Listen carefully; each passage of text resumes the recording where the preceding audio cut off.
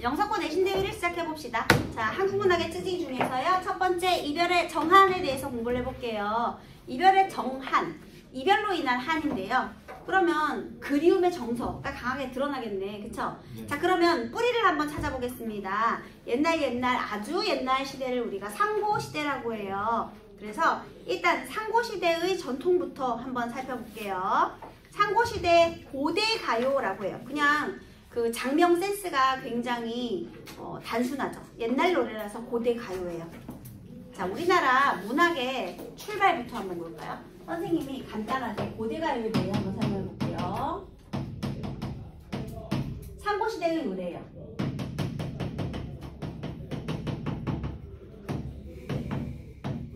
상은 아주 이런 뜻이거든요.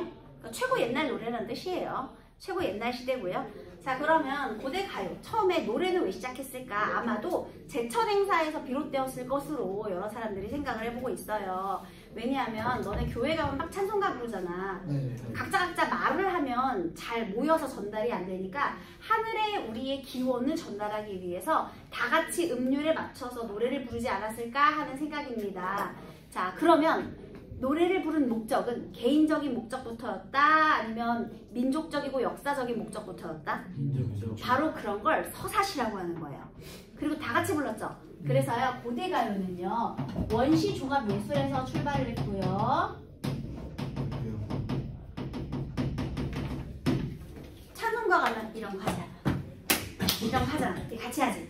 율동이 같이 곁들여져 있잖아요. 똑같아요. 걔네들도 우리 제천 행사를 할 때 다 같이 쿵쿵딱 이런 거 같이 했다는 거지. 그래야 더 효과가 크니까. 그리고 또 제사장이 이렇게 부피가 커 보이는 옷을 입어요. 왜냐면 멀리서 봐야 되니까 딱딱 달라붙는 스키니한 옷을 입으면 사람들이 잘 눈에 안 띄겠죠. 그러니까 다 너플너플한 거 입고 모양도 뾰족한 거 높은 거 쓰고, 왜냐면 등치가 커서 이렇게 너플너플해야 잘 보이잖아. 그리고 걔네들 막 빙글빙글 돌면서 막 춤도 추고요, 악기도 두드리고요, 막 별거 다 하잖아. 원시 종합 예술입니다. 알겠죠? 노래와 춤과 이야기와 다 엮여 있는 거죠. 그 다음에요, 또 하나는 집단적인 서사시로부터 개인적인 서정시로 분리발전하게 되었는데요. 서사라는 건 역사적 목적, 서정이라는 건 개인의 정서 표현. 역사적인 목적으로부터 개인적인 정서의 표현으로 발전을 하게 됩니다. 어렵지 않죠? 그래서 여기에 해당하는 노래가 구지가예요. 여러분 이거 다 배웠지? 네. 구지가가 뭔데? 거북이 맞아요. 거북이 동산에서 부른 노래가 되겠습니다. 구지가요. 구지봉이에요. 구지봉은 구가 거북구고 지가 엎드릴 지거든요. 거북이가 엎드린 모양의 동산에서 부른 노래예요. 완만한 구릉이 있는 동산이고요. 여러 사람들이 모이기에 좋은 장소가 되겠습니다. 자, 거기에서 어떤 노래를 불렀느냐? 거북아 머리를 내놔라, 내놓지 않으면 구워 먹으리. 자, 거북이를 협박하는 노래를 불렀어요. 거북이 산의 거북이는 어떤 존재일까요? 산신령. 신령스러운 존재를 협박했어요. 얘 요구 조건이 뭐였죠? 거북아 뭘 내놔라? 머리를 내놔라. 그 머리는 우두머리예요. 한마디로 원래는 우리 부족 단위의 그런 시절이었잖아요. 그치? 그런데 이제 농경사회가 시작되면서 우리를 지켜줄 강력한 리더십을 지닌 누군가, 바로 왕의 존재가 필요해졌어요. 그래서요, 이제 국가가 막 탄생할 시점에 9명의 간들이 모였어요. 간, 칭기스칸 할 때 그 간, 우리나라에도 있었죠. 마한, 진한, 변환해서 뭐 이립간, 마도간, 무슨 간들 있었잖아요. 그래서 그 간들이 모였어. 부족장 9명 간이 모여서 회의를 했어요. 누가 왕이 될 것이냐? 내가 왕이 될 관상인가? 지들끼리 얘기했겠지. 근데 아무도 특별하지가 않아. 근데 그때 하늘에서 목소리가 들린 거야. 왕이 필요한가? 네, 저기 너무 필요한데요? 그럼 이 노래를 부르면서 소리 질러 한 거죠. 그래서 다 같이 모여가지고 부족원들이 모여서 이제 노래를 한 거예요. 그랬더니 하늘에서 금빛 상자가 내려왔어. 상자를 열었더니 알이 6개가 들어있어. 그래서 그 6명의 알에서 깬 사람들이 육가야의 왕이 되었다. 자, 여러분 대가야의 왕의 이름을 혹시 아시나요? 여기 김해 김씨 있나요? 없네. 김혜김 씨의 시조가 바로 김수로거든요. 김수로 탄생 설화에 등장하는 노래가 부지가예요. 서정과 서사가 분리되어 있지 않은 시대의 노래겠죠. 이야기 속에 시가 있으니까요. 자, 어쨌든 부지가는요. 왕의 강림을 기원해요. 왕을 협박해서요. 개인의 정서 표현인가요? 아니요. 일단 역사적 목적이죠. 자, 그리고 나서 문학사적으로 공무도화가와 황조가가 바로 이 이별의 정한으로부터 출발을 하는데 개인적인 서정시가요. 공무도화가. 자, 이제부터 프린트에 나와 있습니다. 황조가. 얘는 왕의 강림을 기원하는 거니까 집단적인 서사시가 맞죠? 자, 얘네 주제가 바로 이별의 정한이에요. 우리나라 최초의 개인적인 서정시가들이 주제가 다 그림이야. 이별의 정한이야. 네. 한의 정서야. 뿌리 찾았다. 여기부터다. 이별의 정한은 여기부터다 라는 걸 알 수가 있죠. 그래서요. 자, 우리가 이별의 정한 관련된 시를 공부할 때에는 무엇을 중심으로 공부를 해야 되느냐? 태도. 왜냐하면 사람의 정서가요. 똑같은 상황이라도 다 다른 정서를 가지고 있고 사람의 마음은 한 가지가 아니에요. 미웠다가도 좋다가도 원망스러웠다가 원망스러우면서도 또 사랑할 수도 있는 거거든요, 여러분. 그러니까 정서가 여러 개야. 그래서 각각 상황에 등장하는 이별의 상황에서 시적 화자가 도대체 어떤 태도를 보이느냐 이걸 비교하시면 되겠습니다. 물론 기준은 여기 드러나 있는 가시리와 진달래꽃 기준이고요. 그것과 어떤 게 비슷하고 어떤 게 다른지 알아가면서 공부를 하면 되겠죠. 됐어? 자, 그러면 이제 우리 공무도화가부터 출발하도록 하겠습니다. 거기 3페이지 프린트에 공무도화가 본문이 나와 있죠. 자, 여기에 그 작가가 누구라고 돼 있어요?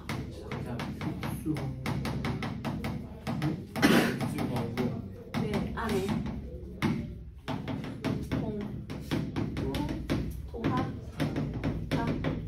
공무는요, 공무인이라는 악기예요.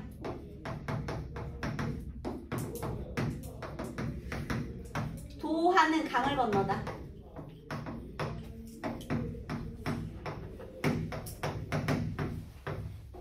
악기를 연주하면서 강을 건너는 노래가 되겠습니다. 공무인을 타며 강을 건넌 노래. 얘가 왜 강을 건넜는지 한번 읽어볼게요. 여러분 다 같이 읽어보세요. 이미어부터 시작. 읽어봅시다. 여러분 소거리 내서 다 같이 읽어보세요. 시작. 이미여 물을 건너지 마오. 이미 그의 물을 건너시네. 물에 빠져 돌아가시니 이미여 이 일을 어찌할꼬. 여러분 이거 언제 노래라고요? 고조선 시대? 그럼 한글로 적었을까? 아니요. 한글이 어딨어 얘들아. 그럼 그 옆에 거기 공무도화, 공경도화 그 옆에 한자로 적혀있는 그거 있죠? 그렇게 적혀 있었어요. 이건 무슨 뜻이냐? 얘는요. 사구체의 한역시가예요. 한역시가는 우리말을 다시 한자로 번역해서 적었다는 뜻입니다. 없으니까. 사구체라는 건 네 줄, 사행으로 돼 있다는 뜻이에요. 사행으로 된 한역시가고요. 얘도 역시나 배경설화와 함께 전해져요. 황조가와 함께 현재 전하는 최고 가장 오래된 개인적 서정시가 되겠습니다. 현재 전해지는 것 중에서 가장 오래되었다는 뜻이에요. 전해지는 것 중에서. 근데 그 가장 오래되었다는 게 정확한 창작 연대가 확실하게 알 수 있는 게 아니잖아요. 그래서 황조가랑 두 개를 같이 꼽아요. 가장 오래된 우리 서정시가를 황조가, 공무도화가를 같이 꼽습니다. 보통. 근데 이제 공무도화가가 조금 더 오래되었다. 뭐 이렇게 보고 있어요. 자, 배경설화는 뭐냐면요. 우리 광리자고라는 이제 어부가요. 금을 손질하고 있었대요. 그런데 저기에서 백수광부, 머리가 하얀 미친놈입니다, 여러분. 백수, 머리가 하얀 광, 미칠광이에요. 미친놈이에요. 얘가 막 뛰어오더래. 그런데 이 백수광부의 아내가 그를 막 따라와가지고 얘가 막 물에 들어가려고 하니까 아내가 막 들어가지 말라고 막 하더래. 그런데 갑자기 물에 들어가서 죽었어. 그러자 아내가 공후인을 꺼내서 부른 노래, 그것이 바로 이거예요. 님이여 물을 건너지 마시오. 님이 기어이 물을 건너가시네. 물에 빠져 돌아가시니 님이여 이를 어찌할꼬. 이렇게 됐네. 그래서 이 노래를 다 부르고 나서요, 공후인을 내려놓고 본인도 남편이 간 길을 따라갔다고 합니다. 어떻게 됐을까요? 둘 다 죽은 거지. 이해됐어요? 자, 그럼 이 여인이 바라던 건 뭐야? 물을 건너지 않는 것이죠. 그럼 남편이 원하는 건 뭐야? 물에 들어가는 것. 결국 이 여편네는 누구의 뜻을 따랐어요? 남편의 뜻을 따랐어. 자, 그러면 소극적이야, 적극적이야? 적극적인 건 거부해야지. 야, 잘됐다, 씨, 넌 죽었냐? 아, 나 이제부터 새 출발해야지. 이런 게 아니잖아. 남편이 결국 말리긴 말렸지. 근데 결국 남편이 하자는 대로 했잖아. 소극적이죠. 그 다음에요, 이별을 순응하는 체념적 태도예요? 아니면 이별을 거부하는 태도예요? 체념했지. 내가 원하는 대로 하지 않고 남편이 원하는 대로 했잖아. 그래서요, 소극적이고 순종적이고 체념적인 태도, 이게 우리나라 전통적인 여인상의 이미지가 된 겁니다. 왜? 얘가 제일 첫 번째니까. 이해됐어요? 자, 다시 설명할게요. 그래서 이 백수강부의 아내가 이 노래를 불렀잖아. 그럼 광희자고 얘가 목격자거든요. 그러면 얘가 작가죠. 그죠? 그런데 광희자고가 그 노래가 완전 띵곡인 거야. 그래서 집에 가가지고 광희자고의 아내한테 전달해요. 그랬더니 아내가 세상에 이런 띵곡은 널리 알려야지. 그리고 주변 사람들 다 전달한 거야. 그래서 알려지게 되었다. 이런 내용이 되겠습니다. 자, 어쨌든 머리하얀 미친놈의 아내가 불렀다는 이 노래. 자, 볼게요. 물이 무려 3번이 나오네요. 님이여 물을 건너지 마시오. 얘들아, 물을 건너지 말라고 만류하고 있죠. 애원하고 있어요. 왜요? 걱정이 되니까. 그쵸? 그러면 얘들아, 사랑하는 사람이니까 걱정하겠지. 미워하는 놈이면 야, 나 물 들어가야 되겠는데? 그러면 나이스, 잘됐다, 들어가라 하겠지. 그치? 그러니까 이 물은요, 사랑의 물이에요. 만류하고 애원해 보았죠. 자, 기어이 님이 물을 건너시네. 건너지 말랐는데 건너갔으니까 이별하는 거지. 이별. 우리 남학생들 나중에 분명히 언젠가 연애 한번 하게 되겠죠. 가지마. 너, 야, 이제 뭐 싸우고 나서 여러분들 빨리 가! 나 집에 갈 거야! 보내주면 돼요, 안 돼요? 안 돼요. 안 돼요. 여자애들이 집에 갈 거야 했을 때는 내 기분 풀어줘라 이런 뜻이야, 이 바보들아. 그러니까 연애를 못하지, 이것들아. 절대로 그냥 보내주면 안 돼요. 무조건 잘못했다 그래야 돼요. 그래서 뭘 잘못했어? 물어보면 뭐라고 할 거예요? 야, 미안해, 내가 미안해. 네가 뭘 잘못했는데? 그럼 뭐라 그럴 거예요? 모든 게 다 잘못이다. 너의 마음을 속상하게 해서 미안해. 이게 정답이지, 바보들아. 그렇게 연애가 안 되지, 바보들아. 그러니까 중요한 건 건너지 말랬는데 건넜잖아. 그러면 이별을 한 거예요. 그러면 건너가면 표현이 어떻게 될지 아니까 너무나 안타깝죠. 그 다음에 물에 빠져 돌아가시니, 얘는 죽음의 물입니다. 물의 상징성, 사랑, 이별, 죽음 되겠어요. 물의 상징을 이용하고 있어요. 물에 빠져 돌아가시니, 슬픔, 안타까움.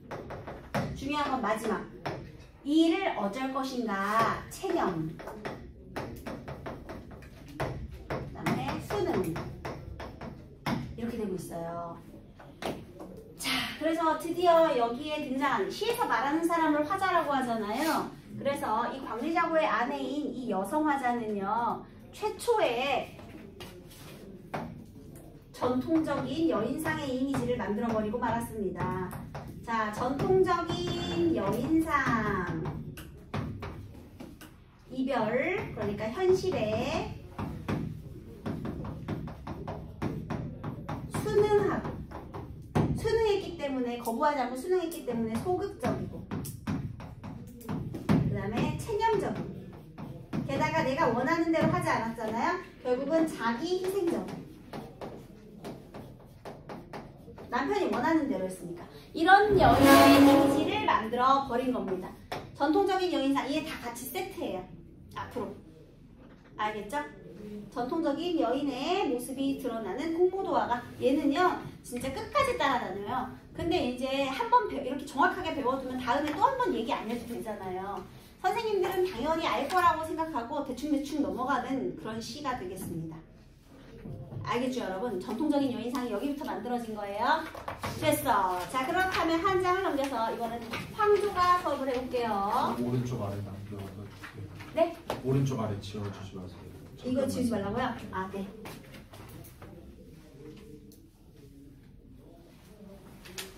자, 이번에 황조가는 작가가 누구라고 되어 있죠?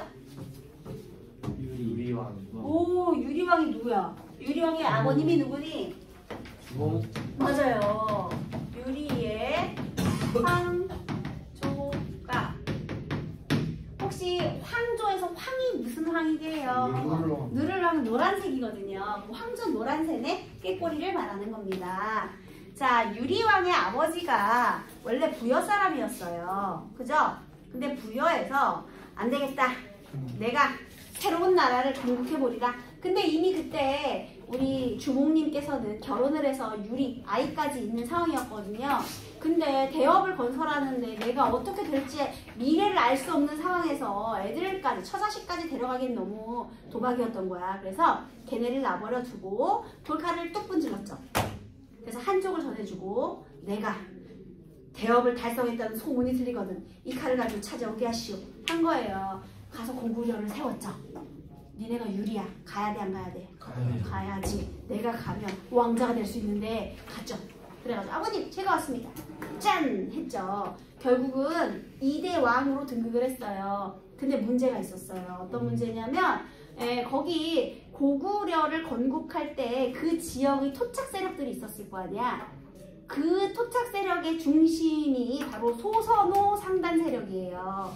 그러니까 돈이 엄청 많은 상단 세력이야. 그래서 소선호랑 결혼을 했어요. 옛날에는 일부 다처제니까요. 소선호는 애가 둘 딸린 과부예요. 그러니까 남편은 없는데 애는 있었던 거야. 바로 그 아이들의 이름이 비류와 온조예요. 어디서 많이 들어봤죠? 비류, 온조. 백제. 그래서요. 일단 비류하고 온조는 갑자기 낙동강을 오리알이 돼버렸죠, 여러분. 원래는 야, 우리 엄마가 재혼을 잘해가지고 새아빠가 나라도 만들고 좋다야 했을 텐데 갑자기 그 새아빠의 아들이 나타나가지고 걔가 이제 왕이 될 것 같으니까 그래서 소선호가 똑같이 아들들을 내려보내요. 너네도 새 나라를 건국하거라. 그래서 내려가서요. 이제 그 비류가 이제 형이고 온조가 동생이거든요. 그래서 각각 나라를 세웠는데 형은 조금 실패하고요. 무슨 아직 아기돼지 삼형제 마냥. 그래서 이제 그 동생 나라에 합류를 하게 돼요. 그래서 백제가 세워진 거예요. 그래서 우리 고구려하고 백제는 보통 형제 나라라고 하죠. 그게 여기서부터 출발된 거예요. 자, 어쨌든 간에 그 유리왕에 어떤 마음이 들어가 있는지 한번 보도록 하겠습니다. 우리가 여기서 선생님이 길게 얘기를 했는데 얘도 똑같아요. 사구제 한역시가고요. 배경설화가 전해지고요. 다 똑같아요. 개인적인 서정시가고요. 아까 그 특징은 여기도 다 해당하는 특징입니다. 근데 여러분 유리에 문제가 있죠. 듣보잡이죠. 듣보잡이지 고구려 건국할 때 없었잖아. 나중에 왔잖아. 그러니까 듣보잡이라는 건 지지 세력이 없다는 거죠. 그러니까 당시 고구려에 귀족들이 있었을 거 아닙니까? 그런데 그 귀족들이 인정 안 하고 지지 기반이 약하겠죠. 그럼 원래 건국 초기에는 지지 기반이 좀 약해요. 자, 그러면 건국 초기에 이런 정책 많이 쓰죠. 무슨 정책일까요? 지지 기반을 다지기 위한 정책. 바로 혼인 정책이죠. 다 결혼해서 내 가족을 만드는 거야. 그래서 부인이 몇십 명 있었대요. 자, 그러면 우리 지금 유교 시대 아니잖아요. 부인들끼리 사이 좋아? 아니요. 부인들도 똑같아. 남녀의 지위가 동등하단 말이죠. 그래서요. 화희와 치희라는 저기 함경도 여자랑 저기 만주족 여자가 싸움이 난 거예요, 여러분.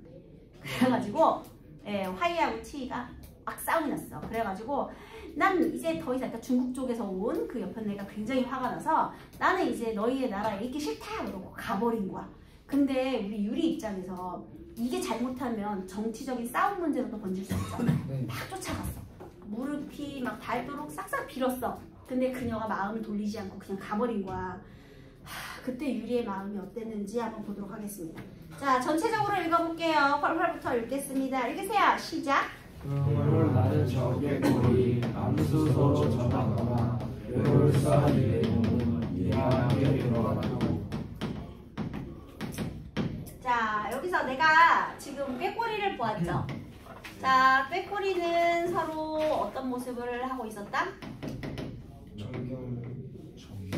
맞아요. 암수 서로 정답은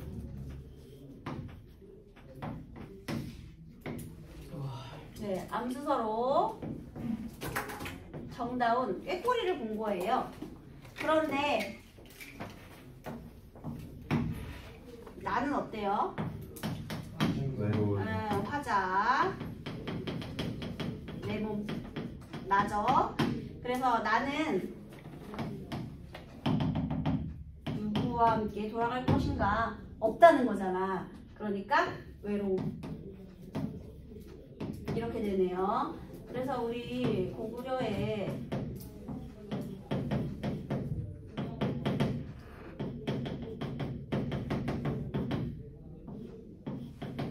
유리왕이에요, 여러분.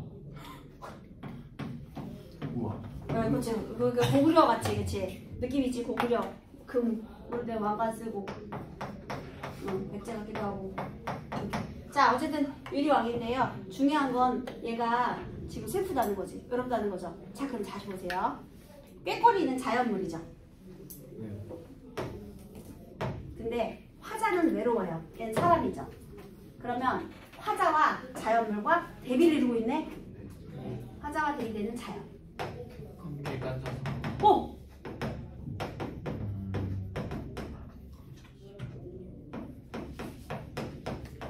자, 근데 객관적 상관물이 뭔데요? 그거 하자고 대비해서 화자의 대비될 수도 있고 조응할 수도 있어요. 중요한 건 얘 때문에 나의 정서가 심화돼야 돼요. 그 화자의 정서를 심화시키는 소재를 객관적 상관물이라고 하는 거예요.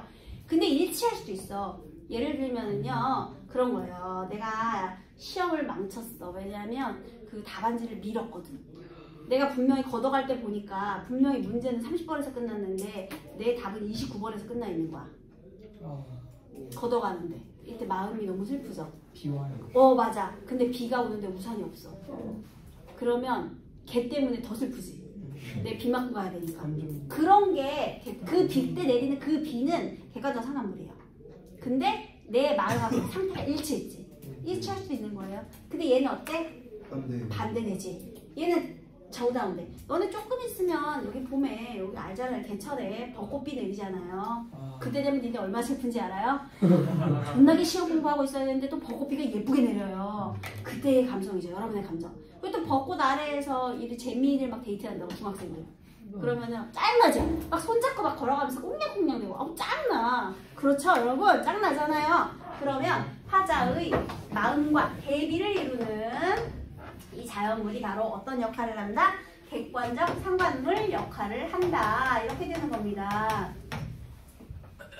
객관적 상관물 잘 기억해 주세요. 기능이 유사한 것 이거 고르는 문제 나왔어요. 그리고 또 하나 외부의 세계를 관찰했죠. 네. 선경. 맞아요. 그리고 본인의 내면을 드러냈죠. 후정. 선경, 후정의 구조를 보이고 있죠. 이것도 특징이 되겠습니다. 학교에서 수행평가 네. 느낌인데 네. 비중 적게 해서 서사 갈래 네. 싹 정리하고 있었어. 서정 갈래 싹 정리하고 있었어. 마인드맵으로 쫙라라라 다 해서 너는 이거 왜요? 맞아요. A4 용지도 주고 써? 그거 우리만 줬어. 근데 그거 서정 갈래라는 건 그 뭐 갈래라는 건 고대가요 향가 그 사진 갈래를 말하는 보내드릴까요? 거예요. 갈래 말고 특징을 다 정리해서 3개 정도. 그러니까 그 갈래의 특징을 말하는 건가요? 뭐의 특징? 서정갈래 특징. 서정 갈래의 특징. 그거 사진 보내줘 선생님한테. 그래서 네. 외우면 되잖아. 자잘한 근데 것까지 그걸- 60개 정도 될까요? 근데 그걸 아빠는 안 네. 나눠주고 저희 쌤만 그냥 네. 근데 서정 그 같이 그냥. 지금 정확히 뭘 말하는지 모르겠는데 그 서정 갈래의 특징은 갈래별로 나눠가지고 특징을 기록했다는 건가요? 서정 그러니까 시대별로 고대가요, 고려가요 이렇게 나눈 게 아니라 서정갈래 특징. 감상 방법이랑 아, 표현법. 그러니까 문학 이론이 되느냐? 네. 문학 이론. 근데 기본적으로 원래 학교에서 문학 이론 프린트를 줘요. 너네 학교만 그런 게 아니라 왜냐면 문학 이론을 가르쳐야 되니까. 네. 근데 거기 있는 내용 모르는 거 있니? 그 다 아는 거 아니에요? 몇 개 정리된 건 있어요. 네. 아. 근데 대부분 아는 내용이잖아요. 그죠? 그래서 선생님은 문학 이론 수업은 잘 안 해요. 왜냐하면 니네가 중학교 때 이미 다 배우고 온 내용인데 그거 수업하면 애들 다 자. 왜냐하면 머리에 안 들어와. 그래서 실제 사례를 통해 적용해보는 게 일단 학원 수업에서는 더 맞아요. 그래서 문학 이론은 학교에서 배우세요, 여러분. 그럼 되잖아. 그럼 모르는 것만 나한테 질문해. 그럼 되잖아. 나는 그거를 적용시켜줄게. 작품에. 네, 그리고 일단 프린트를 보내주세요. 뭐 갖고 오고 보내주고 하세요. 네, 좋아요. 자, 그래서 여기는 이제 선경 후정으로 앞에서 먼저 외부를 드러내고 그 다음에 화자의 내면을 드러낸 거죠. 그리고 최초의 객관적 상관물도 사용했고요. 그 다음에 이런 거 있어. 예. 자연물과 화자가 서로 대비를 이룬다. 이것도 꼭 기억해. 이런 표현이 중요해요. 대비를 이룬다. 자연과 화자의 대비. 네, 그래서 얘도 우리 이별의 정황과 관련이죠. 왜냐면 이별의 상황이니까. 이별에서 슬픈 거잖아. 이별의 슬픔이 주제가 돼요. 쌤, 네. 선경우정이 네. 먼저 보고 그 다음에 감정을 맞아요. 관찰 후 내면. 선경 먼저 외부를 봤죠. 후정 뒤에 내 정서를 드러낸 거예요. 자, 그 다음에 우리 고대가요 중에 하나가 더 있어요. 뭐가 있느냐면요. 고대가요 중에 하나는 정읍사예요. 그래서 구지가, 공무도화가, 황조가, 정읍사까지를 우리가 고대가요 4편이라고 보통 불러줘요. 정읍사는요, 교재에 적혀있기 때문에 할 겁니다. 간단하게만 할 거예요. 크게 어렵지 않아요. 네. 자, 이번에는요, 어느 행상인의 안에 어렵지 않아요. 정읍사. 정읍 백제 지역이죠. 네. 요 놈은요, 한전하는 유일한 백제가요.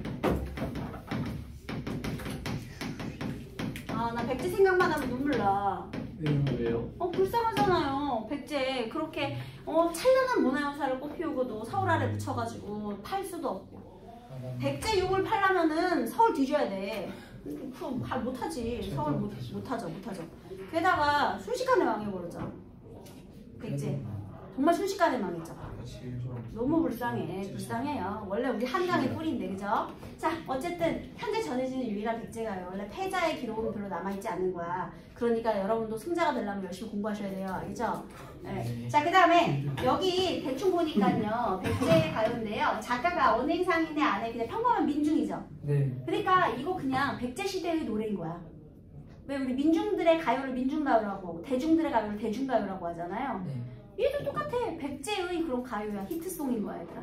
네? 자, 그러면 거기에 무슨 차트가 있었다면 이 차트 1위 하던 그런 노래라는 거죠. 자, 어떤 내용인지 볼게요. 여러분, 요거 다 같이 한번 읽어보기 전에 선생님이 그냥 볼게요. 달하, 높이곰, 도드샤, 머리곰, 빛이 오시라. 어기야, 억양돌이, 아으다롱들이. 뭐야, 얘들아.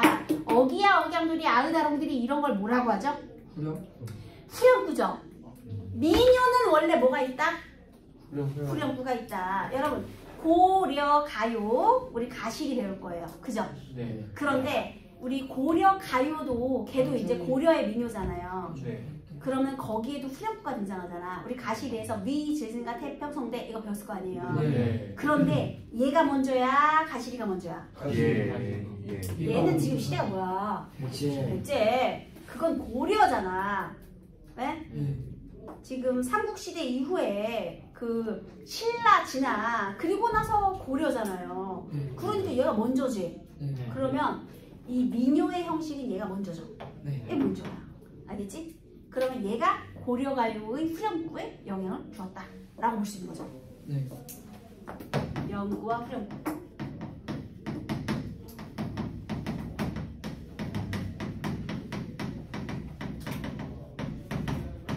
근데 얘들아, 이게 웃긴 말이 고려가요에 영향을 주었다는 말이 웃긴 게, 그러면 현대가요는 아리랑 아라리요. 우리 후렴구는 원래 민요에 있는 거야, 얘들아. 근데 그냥 그게 이제 이렇게 전통적으로 이어지는 형식이었다. 연속성을 확인하는 작업인 거예요. 알겠죠?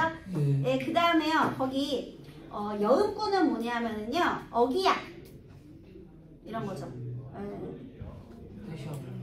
뭐 어기야 이런 거 뭐 있잖아. 둘째 줄에 어기야 있잖아. 네. 그런 게 이제 여음구인 거지. 그리고 같은 자리에 반복되면 후렴구가 되고요. 그래서 여음구 후렴구인데요. 중요한 건 여음구 후렴구의 뜻이 있어 없어? 없어요. 없지. 그러면 여음구와 후렴구의 반복을 통해 주제를 강조한다. 돼요 안 돼요? 안 돼요. 안 되지. 그러면 기능이 뭔데? 운율 형성. 운율 형성하고 뭐 하는 거야? 리듬. 흥을 돋우는 거지. 왜냐하면 떼창해야 되니까. 왜? 옛날에는 구비 전승해야 되니까. 왜냐면 얘 백성들이 문자를 어떻게 알아? 한자가 어디 있어 얘들아. 백성들은 그냥 말만 조지는 거예요. 그렇기 때문에 구비 전승을 하려면 흥이 있어야 되고 단순해야 되고 리듬이 단순해야 돼. 그죠? 네. 네. 그래서 이렇게 되다가요. 자 얘는 옆에 한자가 안 적혀 있죠. 얘는 구비 전승되다가 한글로 기록이 됐어요. 왜냐면 고려시대까지도 계속 그게 남아 있었거든요. 그래서 여러분 고려가요가 나중에 궁중음악으로 편입된 다음 그 다음에 조선 왕실까지 이어져서 한글 상제 이후에 한글로 기록이 되잖아요. 그때 꼽살이 껴진 거야. 이해됐어? 그래서 얘도 한글로 기록이 돼 있어. 그러면 한글로 기록된 노래 중에 이제 가장 옛날 노래가 되겠죠. 얘는 한글로 기록된 노래 중에 왜냐면 쟤네는 한자로 적혔으니까. 네. 그래서 뭐 그런 특징도 있습니다. 그 다음에요. 자 여기에 우리 내용을 빨리 볼게요. 선생님이 말하는 데만 네모하세요. 달, 하, 높이, 곰, 도드시아 이렇게 두꺼운 글씨 돼 있는 거 있죠? 네. 알아볼 수 있겠니? 거기 네모. 어기야는 아니고 그 뒤에 머리곰 빛이 오시라. 네모. 저제 내라 신고요. 네모. 증대를 드디올세라. 네모. 두꺼운 글씨만. 어느이다 높으시라. 네모. 내가 근데 정글하시라. 네모. 얘들아 이거 영구와 후렴구를 제외시켰어요. 지금 선생님이. 그랬더니 별로 없네요. 총 6구 12음보. 어떻게 12음보? 달아. 6줄이죠. 6줄이니까 6구. 달하 하나, 높이 공도시아 둘, 머리 검 셋, 빛이 오시라 넷. 그렇게 해가지고 얘들아 12음보? 어? 이거 무슨 형식이랑 비슷해요? 시조. 시조하고 비슷하지. 그래서 시조의 영역.